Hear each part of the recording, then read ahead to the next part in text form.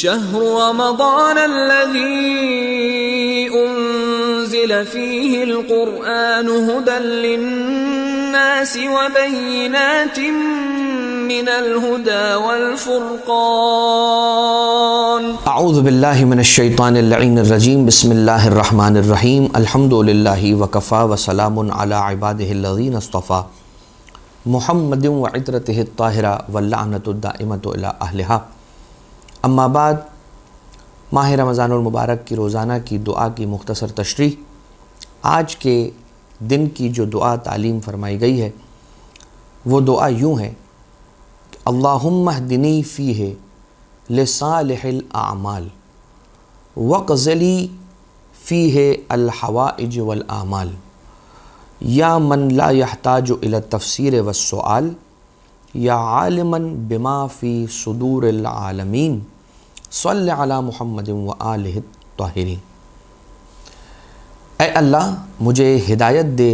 نیک اعمال کی جانب، واقض لی فیہ الحوائج والآمال، پروردگار میری حاجتوں کو پورا فرما، میری امیدوں کو برلا۔ یا من لا یحتاج الی التفسیر والسؤال، اے وہ کہ جو تفسیر کا محتاج نہیں ہے، اے وہ کہ جو سوال کیے جانے کا بھی محتاج نہیں ہے، مانگے جانے کا بھی محتاج نہیں ہے، کہ وہ اس بات کا بھی محتاج نہیں ہے کہ اس سے طلب کیا جائے تو وہ عطا کرے، تفسیر کی جائے، اس کے سامنے مفصل بیان کیا جائے اپنا مسئلہ پورا، ہسٹری بیان کی جائے اسے اس کی بارگاہ میں، پھر وہ عطا کرے گا، پھر وہ مشکل حل کرے گا۔ رب ذوالجلال ان چیزوں کا محتاج نہیں ہے۔ یا عالما بما فی صدور العالمین، اور اے وہ کہ جو جاننے والا ہے ان تمام باتوں کا کہ جو عالمین کے سینوں میں پوشیدہ ہیں۔ یعنی ایک جانب یہ کہا جا رہا ہے کہ اے وہ کہ جسے نہ سوال کی ضرورت ہے نہ تفسیر کیے جانے کی ضرورت ہے، اور اے وہ کہ جو جانتا ہے ہر اس چیز کو کہ جو عالمین کے سینوں میں چھپی ہوئی ہیں اور پوشیدہ ہیں۔ صلی علی محمد وآلہ الطاہرین، اے پروردگار رحمتوں کو اور درود و سلام کو نازل فرما محمد و آل محمد علیہ السلام پر کہ جو طاہرین ہیں۔ اس دن کی دعا کے ثواب کے بارے میں جو روایت ملتی ہے وہ یوں ہے کہ من دعا بہ غفر لہ ولو کان من الخاسرین، جو اس دن کی دعا کو تلاوت کرتا ہے، یعنی کہ ماہ رمضان المبارک کے 17ویں دن کی 17th ڈے کی دعا کی تلاوت کرتا ہے، یعنی اسی دن دعا کی تلاوت کرتا ہے، تو پروردگار عالم اس کی مغفرت کر لیتا ہے، ولو کان من الخاسرین، چاہے وہ خسارہ اٹھانے والوں میں سے ہی کیوں نہ رہا ہو، پروردگار عالم اس کی مغفرت فرما دیتا ہے۔ اب آ جائیے یہ دیکھیں کہ ہدایت کیا مانگا جا رہا ہے، سوال کیا کیا جا رہا ہے اس دعا کے اندر۔ اللہم اہدنی فیہ، اے پروردگار اس دن میری ہدایت فرما نیک اعمال کی طرف۔ ہدایت کیا ہے؟ ہدایت دو طرح کی ہے، ایک ہدایت فطرت کی ہے اور ایک ہدایت عقل کی ہے۔ جو ہدایت انسانی فطرت کی ہے، انسانی نیچر کی ہے، انسانی طبیعت و مزاج کی ہے، انسانی زیست کی ہے، وہ ایسی ہدایت ہے کہ جو پروردگار عالم نے بلٹن اس کے اندر رکھ کے اسے اس دنیا میں بھیجا ہے۔ مثلا یہ انسان کی فطرت میں ہے کہ جب اسے بھوک لگتی ہے تو وہ روتا ہے، جب چھوٹا سا بچہ اس دنیا میں آتا ہے، پیدا ہوتا ہے تو وہ روتا ہے، جب کسی تکلیف سے گزرتا ہے، اذیت سے گزرتا ہے تو وہ روتا ہے، جب اسے نیند آتی ہے اور وہ کچھ بیان نہیں کر پاتا تو وہ روتا ہے۔ تو رونے کو پروردگار عالم نے فطرت میں رکھا ہے انسان کی۔ ایک چیز اور فطرت کی مثال آپ کی خدمت میں پیش کروں کہ ماں جیسے ہی بچہ پیدا ہوتا ہے وہ اسے سینے سے لگاتی ہے، اسے کھلاتی پلاتی ہے، اس کے کپڑے بدلواتی ہے، اس کا خیال رکھتی ہے، اسے اپنی جان سے زیادہ رکھتی ہے، اس کا خیال رکھتی ہے، اس کو پالتی ہے۔ اتنی زیادہ محبت ایک ماں کے اندر پروردگار عالم نے اس کی فطرت میں رکھا ہے۔ ورنہ مجھے بتائیے کہ کون سی ایسی ماں ہے اس دنیا کے اندر کہ جسے بچے کی ولادت سے پہلے اس چیز کا کریش کورس کروایا جاتا ہو کہ تم نے بچے سے محبت کرنی ہے اور اس طرح سے محبت کرنی ہے۔ یا فار ایگزامپل کسی یونیورسٹی میں بھیجا گیا ہو کسی کو، یا کوئی ریفریشر یا فریشر کروایا گیا ہو، یا کوئی کریش کورس کروایا گیا ہو، کوئی ڈپلومہ کروایا گیا ہو، کچھ بھی نہیں. ماں کو معلوم ہے کہ میرا ٹکڑا ہے، اور یہ اس کی فطرت میں ہے کہ اسے اپنی بھوک کی فکر نہیں ہے، اپنی پیاس کا خیال نہیں ہے. وہ اپنے بچے کو پالتی ہے، وہ اپنے بچے کو کھلاتی ہے، وہ اپنے بچے کو پلاتی ہے. اسی طرح سے ایک چیز اور ہے فطرت کے اندر، یہ انسانوں کی مثال تھی، حیوانوں کے اندر بھی اگر آپ دیکھیں تو پروردگار عالم نے ان کی فطرت کے اندر کچھ چیزوں کو رکھا ہے. جیسے کہ مچھلی کا بچہ ہے جو اس دنیا میں آتا ہے اور پیدا ہوتے ساتھ ہی، جو پانی میں پیدا ہو رہا ہے اور پیدا ہوتے ساتھ ہی تیرنا شروع کر رہا ہے. اسے سکھا کوئی نہیں رہا، یعنی یہ چیز وہ سیکھ کے کرنا شروع نہیں کرتا، یعنی کہ تیرنا، یعنی کہ سوئمنگ.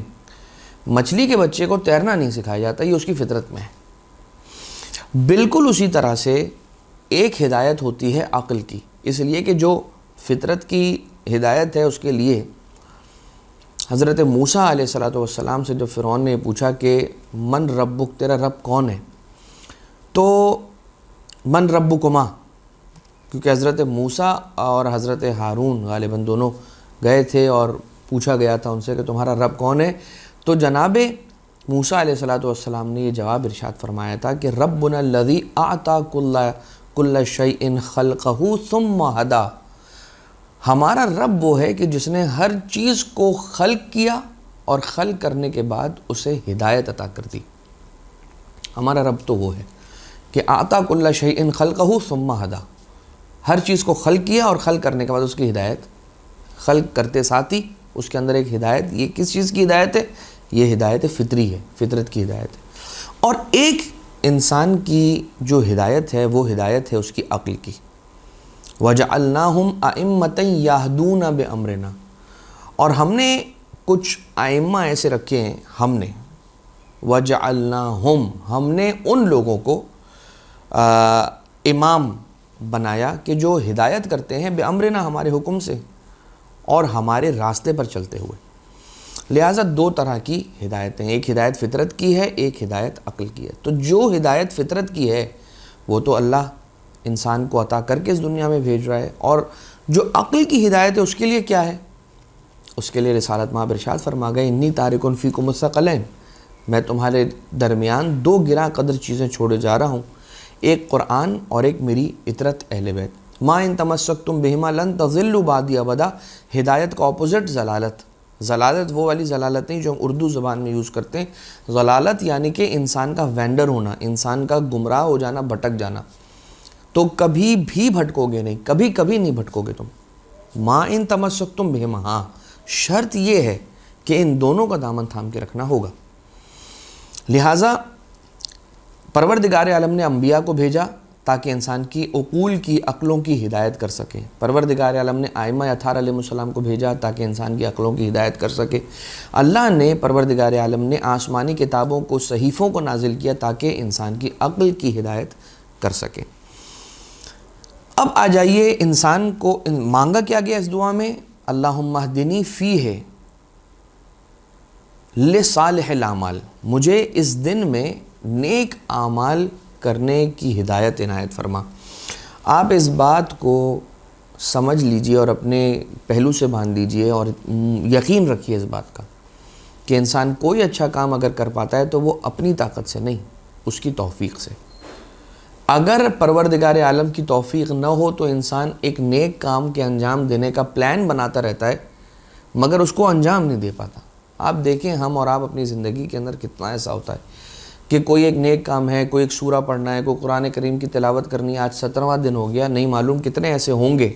کہ جو اس بات کی تصدیق کریں گے کہ مولانا صاحب آپ بالکل صحیح کہہ رہے ہیں. ہم نے ماہ رمضان شروع ہونے سے پہلے 1-2 ہفتے پہلے سے نیت کر رکھی تھی کہ اس ماہ رمضان المبارک میں قرآن کریم کی تلاوت کو اپنا روٹین بنائیں گے، اپنا معمول بنائیں گے. لیکن آج 17 دن ہو گئے، ہم قرآن کریم کا ایک سورہ نہیں پڑھ پائے. تو پروردگار عالم کی بارگاہ سے توفیق کو طلب کریں تاکہ انسان قرآن کریم کی تلاوت، نیک اعمال جتنے بھی ہیں، صالح اعمال، ان کو انجام دے سکے. اب اعمال صالحہ یعنی کہ جو نیک اعمال ہیں ان کے انجام دینے کا فائدہ کیا ہے؟ قرآن کریم کی سورہ نحل کے اندر آیت نمبر 97 میں پروردگار عالم یہ ارشاد فرماتا ہے، بسم اللہ الرحمن الرحیم، من عمل صالحا من ذکر او انثی وہو مومن، اگر کوئی شخص نیک اعمال کو، صالح اعمال کو انجام دیتا ہے اس عالم میں کہ وہ مومن ہو، وہو مومن، اب وہ مرد ہو یا عورت، اس سے فرق نہیں پڑتا، میسکولن ہو یا فیمنن ہو، فرق نہیں پڑتا، ہاں مومن ہو، فَلَنُحْيِيَنَّهُ حَيَاةً طَيِّبَةً، تو ہم اسے ایک ایسی زندگی عطا کرتے ہیں کہ جو حیات طیبہ ہوتی ہے، ایک پاک پاکیزہ زندگی گزرواتے ہیں اس کو ایک پاک پاکیزہ زندگی عطا کرتے ہیں، وَلَنَجْزِيَنَّهُمْ أَجْرَهُمْ بِأَحْسَنِ مَا كَانُوا يَعْمَلُونَ، اور ان کو ایک ایسا اجر دیتے ہیں، جزا دیتے ہیں، ایسے جزا کہ وہ اجر جو ان کو ملنا ہوتا ہے وہ ان کے بہترین کاموں کے انجام دینے پر جو انہیں ملنا چاہیے وہ ہم دیتے ہیں۔ اب دیکھیے کیا کہا جا رہا ہے، من عمل صالحا من ذکر او انثی وہو مومن، اگر کوئی مومن ہے، مرد ہو یا عورت اس سے فرق نہیں پڑتا، مومن ہے، اور اس نے کوئی بھی نیک عمل انجام دیا، من عمل صالحا، فَلَنُحْيِيَنَّهُ حَيَاةً طَيِّبَةً، دو اس کے ایفیکٹس مرتب ہوں گے، ایک ایفیکٹ یہ ہے کہ اس کو حیات طیبہ ہم دیں گے، دوسری بات وَلَنَجْزِيَنَّهُمْ أَجْرَهُمْ، اور ہم انہیں جزا دیں گے ایک ایسے اجر کے ذریعے سے بِأَحْسَنِ مَا كَانُوا يَعْمَلُونَ، کہ وہ نیک عمل جو انہوں نے انجام دیا ہے اس کو اگر انہوں نے 100% ایفیشنسی کے لیول پہ لے جا کے انجام دیا ہوتا تو ان کو کیا اجر ملنا چاہیے تھا وہ اجر ہم ان کو دیں گے۔ آپ غور کیجئے گا اس بات میں، اس لیے کہ یہاں پر آیت کے ابتدا میں یہ نہیں لکھا ہے من عمل صالحا بأحسنها، یہ نہیں کہا گیا ہے، من عمل صالحا کہا گیا ہے فقط، کوئی اگر نیک عمل کرتا ہے، یہ نہیں کہا گیا کہ اگر کوئی نیک عمل کرتا ہے، اتنا نیک اور ایسا عمل کہ جو احسن عمل ہے تو ہم اس کو احسن جزا دیں گے، یہ نہیں کہا جا رہا ہے، یہ کہا جا رہا ہے کہ وہ کرے گا نیک عمل مگر جزا اس کو ملے گی اس کی احسن، اگر یعنی کہ اس نے نیک عمل کیا ہے لیکن وہ اس نیک عمل کی کوالٹی تھی 50/50 50/50 یا 60/40 یا 30/70 یا 80/20، وہ نیک عمل اس نے جو انجام دیا وہ 100% ایفیشنسی پہ نہیں تھا، لیکن اس کو جزا پروردگار عالم دے گا ایسی کہ اس نے 100/100 نمبر حاصل کیے اور اس نے بیسٹ کیا اپنا۔ یہ کس کے لیے ہے پروردگار کا پروٹوکول، کہ جو نیک عمل کرتا ہے مومن ہو، تو پھر پروردگار اسے حیات طیبہ بھی عطا کرتا ہے بِأَحْسَنِ مَا كَانُوا يَعْمَلُونَ، کہ جو بہترین طرح سے اس نے کوئی نیک عمل کیا اس کا جزا پروردگار عالم اس کی عطا کرتا ہے۔ سورہ فرقان کے اندر ہے 70th آیت کہ إِلَّا مَن تَابَ وَآمَنَ وَعَمِلَ عَمَلًا صَالِحًا فَأُولَٰئِكَ يُبَدِّلُ اللَّهُ سَيِّئَاتِهِمْ حَسَنَاتٍ، اگر کوئی شخص توبہ کرتا ہے، اللہ پر ایمان رکھتا ہے اور عمل کرتا ہے ایسا عمل کہ جو عمل صالح ہے، توبہ کر لی، ایمان لے آیا، ایمان لانے کے بعد نیک عمل کیا، عمل صالح، یہاں پر بھی وہی ہے جیسا کہ سورۃ النحل کی آیت 97 میں تھا، اسی طرح کی سچویشن ہے آیت 70 نمبر کی آیت سورہ فرقان کے اندر، کہ جو توبہ کر کے صحیح راستے پر آ جاتا ہے اور نیک عمل کرتا ہے ایمان لا کے، تو پھر پروردگار عالم فاولئک، تو یہ وہ لوگ ہیں کہ جن کے اللہ برائیوں کو حسنات میں تبدیل کر دیتا ہے۔ آپ یہ دیکھیے پروردگار عالم اس کی برائیوں کو مٹانے کا نہیں کہہ رہا ہے کہ میں اس کی برائیوں کو مٹا دوں گا، اس نے جو گناہ کیے کل تک وہ زیرو ہو جائیں گے، اب وہ نئے سرے سے نیک اعمال کا سلسلہ شروع کرے۔ پروردگار عالم کہہ رہا ہے کہ جو اس کے بیلنس کے اندر، یعنی کہ جو فگر اس کے اکاؤنٹ کے اندر مائنس میں تھی اس کو پلس میں کر دوں گا، یعنی کہ جو انسان نے برائیاں کی تھیں اس کو میں چینج کر دوں گا انٹو اچھائی، اور یہ پروردگار ہی کر سکتا ہے۔ کتنا کریم ہے کہ اگر کوئی توبہ کر کے اس کی بارگاہ میں واپس آ جائے اور معافی طلب کر لے اور ایمان لے آئے اور عمل صالح کرے، تو جو پچھلی برائیاں تھیں اب وہ برائیاں نہیں رہیں گی، برائیاں ختم ہوگی، زیرو بھی نہیں ہوں گی، بلکہ پروردگار انہی برائیوں کو کنورٹ کر دے گا اچھائیوں میں۔ سبحان اللہ۔ پھر سورہ غافر کے اندر یہ ہے آیت نمبر 40 کے اندر ومن عملہ صالحا من ذکر او انثى وهو مؤمن، بالکل سورۃ النحل کی آیت کا سٹائل. فاولئک يدخلون الجنۃ یرزقون فیہا بغیر حساب، تو ان کو جنت میں داخل کیا جائے گا اور انہیں اتنا رزق دیا جائے گا کہ اس کا کوئی حساب کتاب نہیں ہوگا، بغیر حساب، انلمیٹڈ، انفائنائٹ عطا کیا جائے گا. اب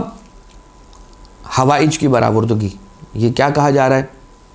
کہ وقض لی فیہ الحوائج والاعمال، اور پروردگار اس دن کے اندر میری حوائج کو پورا فرما، قضاء حاجت فرما میری، اور میری امیدوں کو پورا فرما.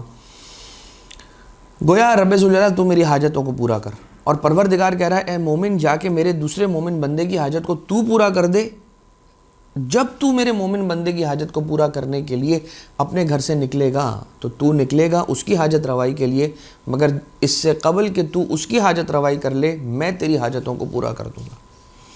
یا من لا یحتاج الی التفسیر والسؤال، وہ پروردگار کسی کو شرمندہ نہیں کرنا چاہتا،